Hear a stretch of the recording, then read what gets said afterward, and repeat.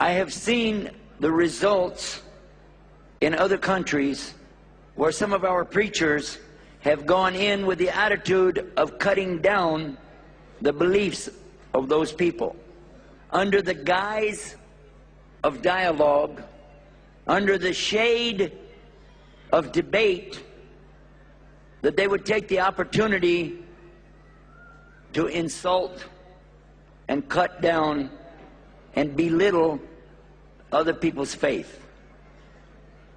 When I was still a Christian and being introduced to Islam, I got a little small taste of it.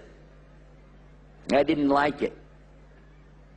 When I became a Muslim and saw it, I really didn't like it. I couldn't put my finger on it. I didn't know what it was. It was something, though. Only in the last few years have I come to know the difference between a dialogue and a debate, and then another one which is just nothing more than an attack on other people. This is not why we are here as Muslims. Allah subhanahu wa ta'ala did not put us on this earth to cut other people down. He didn't put us here to hate people. There is something misunderstood, I'll say, among some of our brothers and sisters today in Islam. There's a subject in Arabic, al-wala wa bara, which is to love for the sake of Allah and to hate for the sake of Allah.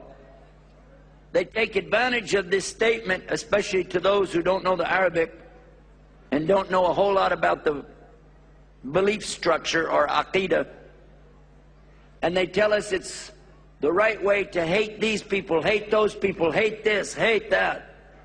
But their message becomes a message of hate.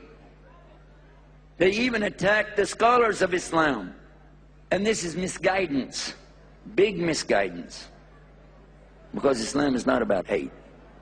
It's about truth. Only about that. Muslims should be thankful to Allah.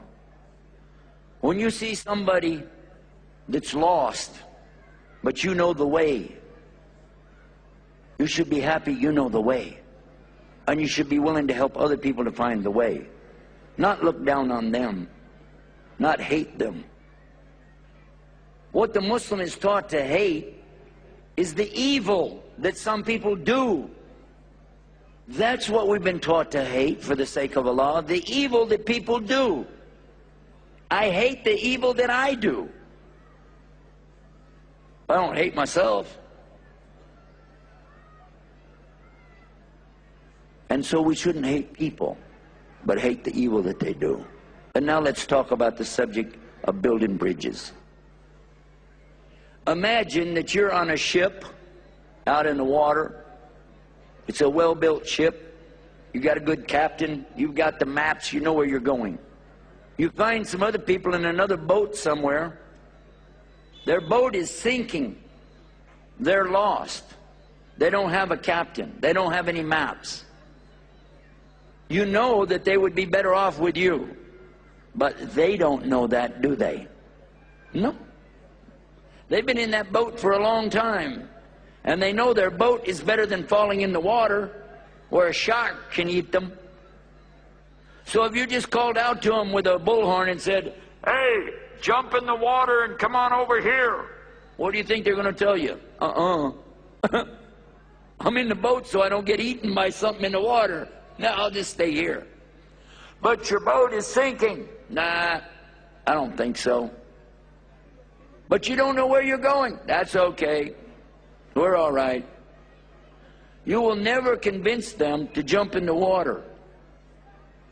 Especially if you start insulting them. What a stupid boat you have. You're going the wrong way. We're the good guys. You're the bad guys. Stuff like that. Is that going to help? What kind of attitude is that?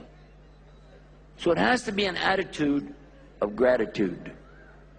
An attitude to be grateful to Allah that He has guided you and given you the opportunity to see the two ways.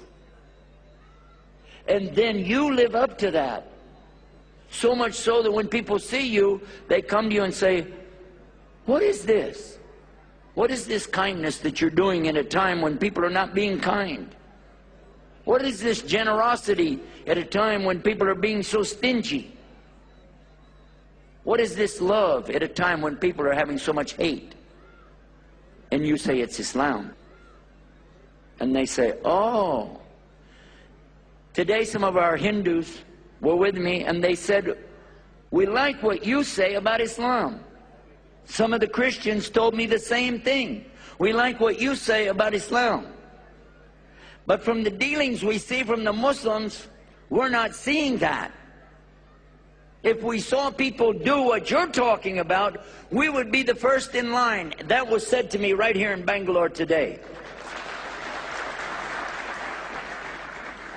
So you know what? I don't blame the Hindus. I don't blame the non-Muslims. Not at all. I blame us. I blame us because we are not real carriers of the message of La ilaha illallah. Unless and until we come to that realization, Allah will never give victory to the Muslims on this earth.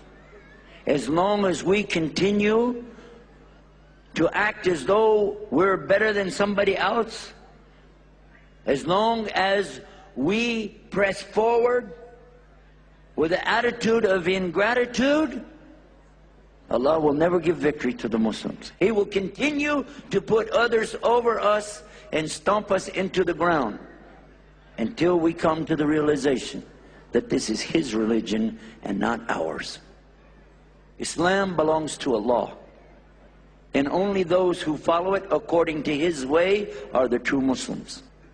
You talked to me all week, Yusuf, about Islam, Muslims, blah, blah, blah, your Quran, your Prophet ﷺ, but where do I see it? Where can I see an example? When I came into Islam, I realized something. Islam is the best product on the earth. But when I met the Muslims, I realized, and we are the worst salesmen of that product. Want to build bridges? Build it out of kindness. Build it out of understanding, sympathy. Open up your heart. Realize these are human beings just as you are.